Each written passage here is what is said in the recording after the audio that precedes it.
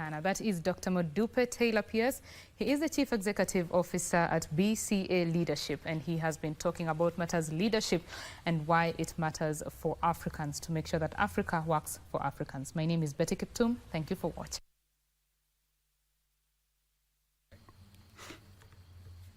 Many thanks, Betty Kiptum, for that interview. And from that interview, we are crossing over to Nyeri County, where the Engineers Partnerships Convention is currently taking place from the 7th to the 10th, where, as we speak, the CS for Transport, Onesmus Kipchumba Murkomen, is currently addressing us. First of all, listening. By the way, they are going to dress. So, if you find someone who has a faded jeans, and some t-shirt or sweater, that is most likely to be an engineer. And the only exception is my PS, Engineer Joseph Mbugwa, who wears very, very good ties. But sometimes, because of his background as an engineer, depending on how he wakes up, and I suspect when the wife is not around, it will come with a tie that calls itself nothing with a shirt and a suit. That is when I know he has become an engineer that day. So the beauty of this profession is the same. So even when we used to have fellowship in University of Nairobi to go to main campus, and we are interacting with the engineers, rarely did the engineers, because of the inward social life, rarely did they try to propose to any lady who was a lawyer. So if you find an engineer who married a lawyer, that's a very daring engineer. And because of that, we were forced as lawyers to marry ourselves in the law school. So thank you very much. I'm happy to be here. 60 years of independence and 60 years of celebrating this profession is not a short period of time. And therefore, it's a signature of our independence. It's important to appreciate that as a country, we have been able to grow to the stage where the entire construction industry, every sector that we need engineers, it is led by Kenyan engineers.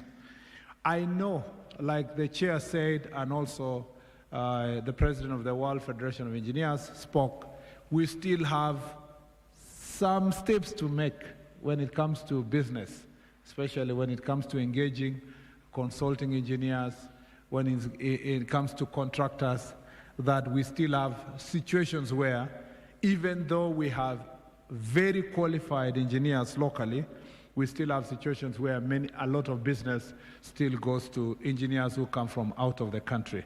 We have committed ourselves with PS Mbugwa that we will change that trend, and I had a meeting with the team from the consulting engineers, and the chair is sitting here, and we agreed that we will work towards achieving total compliance.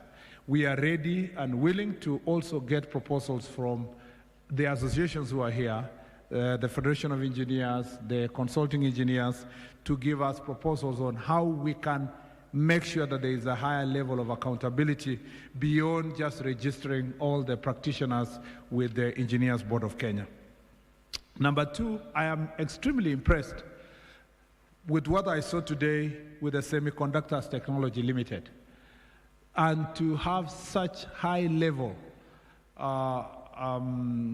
investment insofar as science and technology is concerned in this university is a testimony that we are now moving forward as a country to marry education and practice insofar as industry is concerned. I really hope that this is a model that is being replicated in most of the universities across the country, because universities in the world have become what they are because the centers of innovation is not the industry out there, is the industry as established within the university environment. And I was so impressed because the people who took us through the laboratories and the research work that is going on and the innovation that is going on are very, very young people. Very young people. And I was also extremely impressed that it was not just young people, but I think 70 or 80% were young women. And I think that is extremely unique. And I want us to, and I hope that this is something, I wish my colleague, Professor, Honorable Machok was here, but this is something I will make a mention at the cabinet meeting to just say that there is something that is cooking in the universities, and this should be the practice. When I came to office, I insisted that as much as possible, some of the consulting works that is being done by our institutions and within our ministry should also be outsourced to the institutions that work from the university so that our students get an opportunity to learn and to be able to grow. So this is extremely important. We also had a conference last year that involved women contractors and women engineers. And we are going to have a stock-taking meeting this year. And I really hope that the agencies represented here, you made progress concerning the issues we agreed that we want to work towards gender parity in this very sector.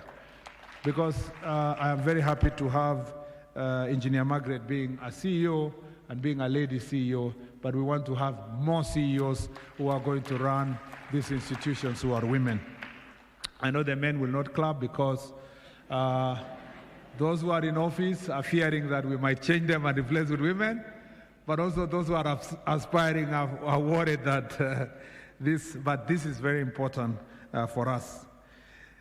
The other issue I'd like to mention is that we are working hard to make sure that the regulation of the engineering sector is done well, and I'm happy also that the Commission of University Education is here, and I am glad that the previous pull and push between Engineers Board of Kenya and the Commission of University Education regarding training of engineers in the university has now been sorted. We should not have a situation, we should never have a situation again where a student is trained for 5 years only to be told that you don't meet the minimum qualification to transist. That should never happen again. In fact, that is an abdication of duty on the part of government, not on the part of the student. Because I know there was a situation where some universities had such challenges, and that should never happen again. We also appreciate the partnership we have with the East Africa Community partner states, and also the support we are getting with the World Federation of Engineers to make sure that our engineers are recognized globally. As a ministry, we support you 100% to make sure that we all accede to the Washington Accord to make sure that our engineers are recognized in their practice globally. And therefore, I have told the chair and the CEO that we will facilitate as a ministry everything you need to make sure that this application is successful. The last part of it is that we are in a very precarious situation as a country. The reality we are facing is that climate change is a real challenge insofar as our existence in the planet Earth is concerned. You've seen the enhanced rains, the floods, and the destruction that ensued as a result of the floods. We have suffered immense destruction of infrastructure, starting with the bridges, the roads, and we are suffering this at a situation where we are also struggling to manage our budget to make sure that we live within our means. We will be sitting down with the road agencies here and the other infrastructure institutions to make sure that we do proper assessment of the situation across the country. And we will call upon all of you as engineers to provide lasting solution and long-term solution insofar as having climate resilient infrastructure across the country. We request you to adhere to the standards that are required, both by your profession but also the law, because we need institutions and we need engineers. I know one engineer who works with Kenya, who was supervising one of our projects in an area that has serious security problems. And sometimes when infrastructure is in such areas, the contractors always cut shortcuts because they know that perhaps the minister will not go there, the DG will not go there, or who will not go there. But I'm so impressed by that engineer because when I came to office, and I still want the DG Kenya to make sure that you bring him to my office, that when I came to my office, the contractor was complaining of how the engineer was too strict insofar as the supervision of the standard of the road is concerned. And thanks to that engineer, we have asked the contractor to repeat the works, you know, and to make sure that they get us to the level that we want. We would like all of you as engineers here to maintain the highest standard of professional work. That is why the register of all the engineers is very important under the EBK. It's also important to account for every work that is supervised by a particular engineer so that we know if a building collapses like the one that collapsed yesterday around Kino, we need to know who was the supervising engineer and who approved that building to go to the level. And our NCA are here, and I'm sure they're going to follow up that. So we need to make sure that we are holding professionals into account, the same way we hold lawyers and other professions to account to make sure that. And I'm happy. I had the president of the World Federation of Engineers speak about establishment of specific tribunals that are going to try individuals who are not going to abide by this very important profession, so that we do not have few people messing up the institution of engineers in the country. I know that even when it comes to supervision of works, even when we have given contractors works, like we did for the airport and for the port and for the roads, it's important to know that it is our engineers who must hold those contractors into account. Having said that, sorry, I know we put you under immense pressure because I have His Excellency the President is going to chair a meeting that I should be in the next 1 hour, so I have to also rush. I'm happy to join. This is now the remarks of His Excellency the Deputy President. I don't have a speech today, that's why I have to make off the cup. So the Deputy President now is speaking, starting now. I'm happy to join you this morning for the 5th, or this afternoon, for the 5th Engineering Partnership Convention. It's always my pleasure to address, interact, and engage with professionals. The theme of this convention, Engineering at 60, Reflections, Response, Resetting, gives you, the participants of this meeting, a moment to look back at the milestones of the profession since independence. It's also time to identify gaps and opportunities to re-engineer the engineering strategy of contributing to the socio-economic transformation of Kenya and the region. Africa is not the continent of the future. Africa is the continent of today. Esteemed engineers, ladies and gentlemen, we hold this convention when our country is deep in climate crisis. All sectors of our economy have been put to test. The structural integrity of our infrastructure, buildings, roads, bridges, among others, has been violated by the enhanced rains. The collapse of infrastructure, similar to what happened during El Nino last year, has brought the engineering profession into a sharp focus. Climate change is real. Climate change is challenging us not to invent for the future, but to invest and innovate for today and for posterity. Integration of climate-smart innovation, therefore, is a priority for this convention. We must harness the collaboration and partnership in redefining the various subsectors of engineering to meet the demands of changing times, offering unquestionable safety and security. From the exhibition here today, there is promising potential that will propel us to the next level of development. Distinguished engineers, ladies and gentlemen, while we have a robust laws and policies stipulating what must be covered in training, some universities have continued offering courses not approved by the Engineering Board of Kenya. It's a waste of resource as the graduates will not be certified as required. We congratulate the Engineering Board of Kenya for the planned bridging for the graduates, but a sustainable solution on accreditation of courses lies in a joint re-evaluation and detailed discussion with learning institutions to align training to industry-focused skills. This needs to be done in collaboration with the Ministry of Education and the Commission of University Education, while involving the relevant professional bodies and the stakeholders. Universities must also be ready to match their capacity demands to meet the course-specific requirements.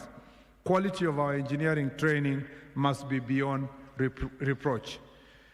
Ladies and gentlemen, we are concerned that quacks have raided our professions, including the engineering profession. They masquerade as professionals. In this regard, I would like to throw a challenge to the engineering regulator. They need to work with other agencies in exposing such people for prosecution. They are not only intruders to the trade, but also criminals putting lives at risk. These esteemed engineers should also apply to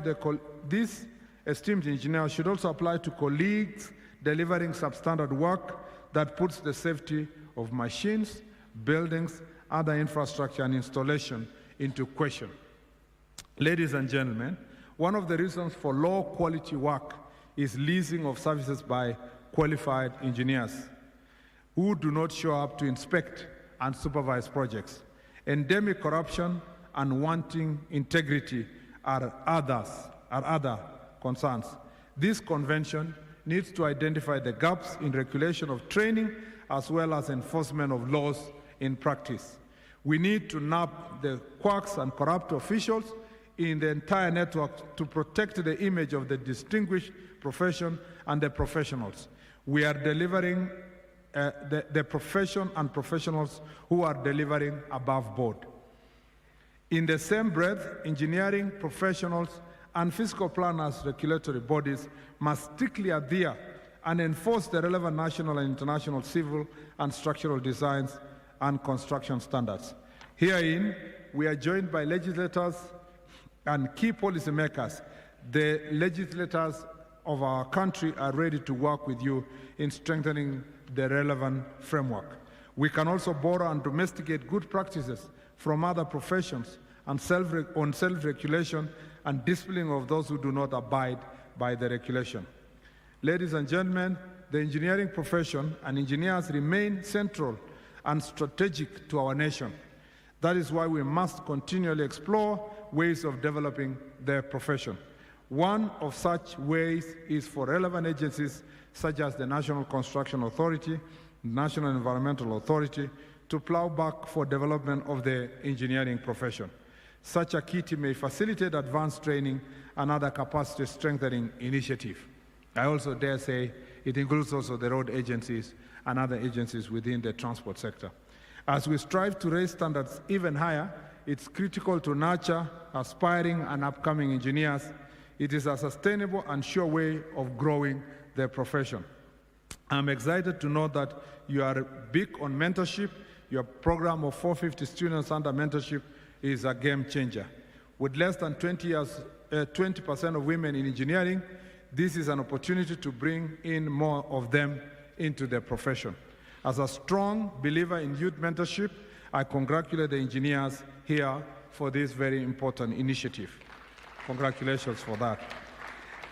The Kenya Kwanza plan of transforming our nation under President William Ruto heavily relies on engineers and engineering.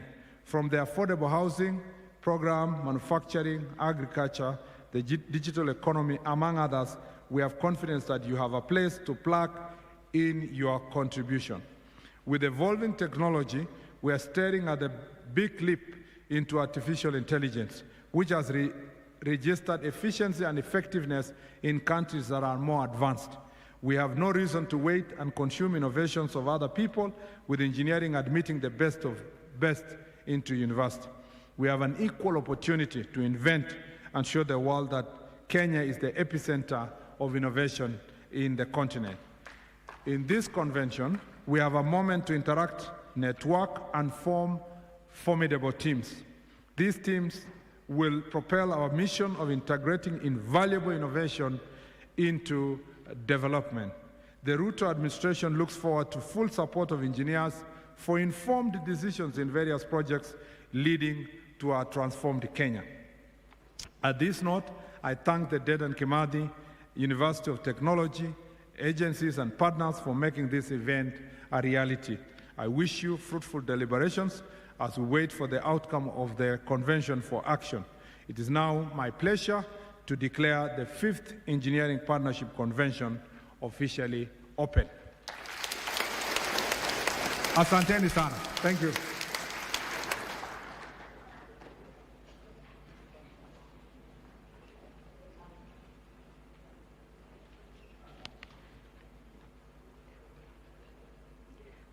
Thank you very much, Chief Guest, CS.